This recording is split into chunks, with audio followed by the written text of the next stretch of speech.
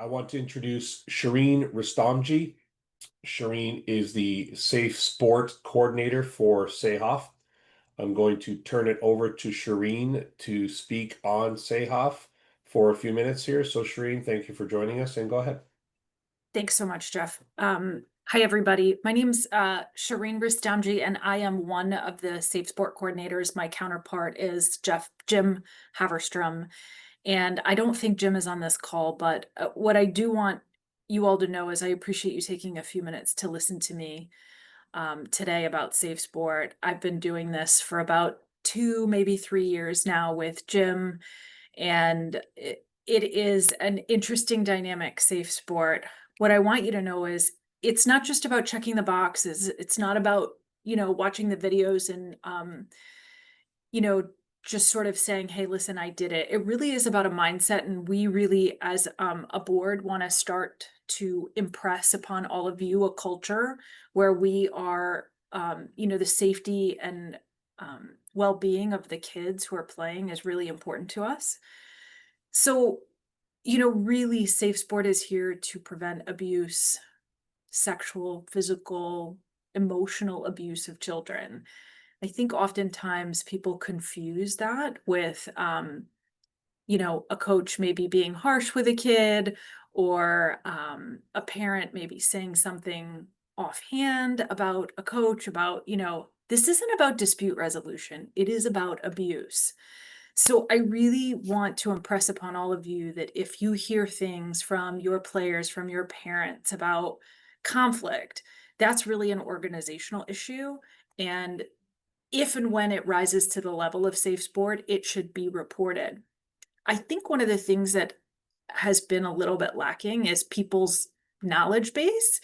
And so one of the things that I want to encourage you to do is if you hear something or see something and you're really not sure, is it Safe Sport? Does this rise to the level? Please call Jim or I. We will try to walk you through it and help you with it. We are mandatory reporters. So if it is rising to the level, we will report it through Safe Sport. But one of the things that we've noticed over the years is that Safe Sport is one of those things that gets really weaponized in this arena. People think that if someone wasn't nice to them, they can issue a Safe Sport report and there will be consequences. Really, what it does is it bogs down the system and it frankly doesn't allow the real issues to rise to the level and come through.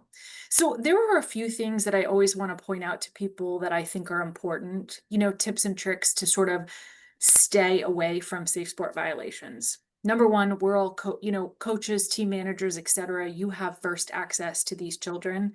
It's really important to never really be alone with a child that's not yours. It's just a good practice to have because you never know when allegations can come through. So again, practice 2 deep rule. If you're going to be speaking to a kid that's not yours, maybe you have somebody else there or one of their parents there. The locker rooms are a real issue. And I say that because we have a policy where we're supposed to have locker room monitors. I don't think it gets, enforced by teams very well. But the vast majority of things that do rise to a Safe Sport level are actually done sort of within the locker room. And it's because there wasn't supervision. And not to scare people, but I really want you to know this is about, again, protecting the kids. We have had issues where the police have been involved. And, children make mistakes. They don't always have the reasoning behind their, brains to make the right choice. And sometimes they make the wrong choice, and that leads to consequences. And these children need to know that there are sometimes consequences, particularly 14, 16, 18. Okay. Electronic communication's another one. If you guys see that there are, individual group chats, as a coach, I would encourage you, please don't text and just one player. You know what I mean? So I think it's always, again, these are just safety tips and tricks.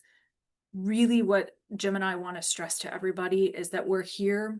We want to support you. We want the kids to have a great season. One of the things I've said in some of the other meetings is hockey is a really high intensity sport, and sometimes people get upset and kids get upset.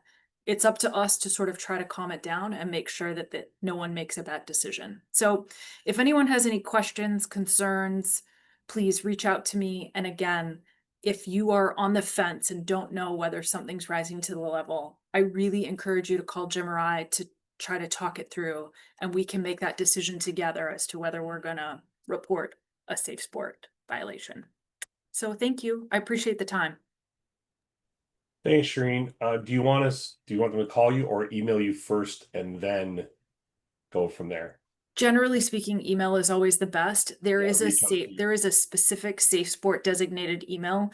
I just want to warn everybody, I'm trying to get that email up and running on my devices. I haven't done that yet, but I should be able to get that up and running by the end of the week. But it is safesport at SAHOF Hockey.org. hockey.com, .org, I'm sorry, Yes. .org.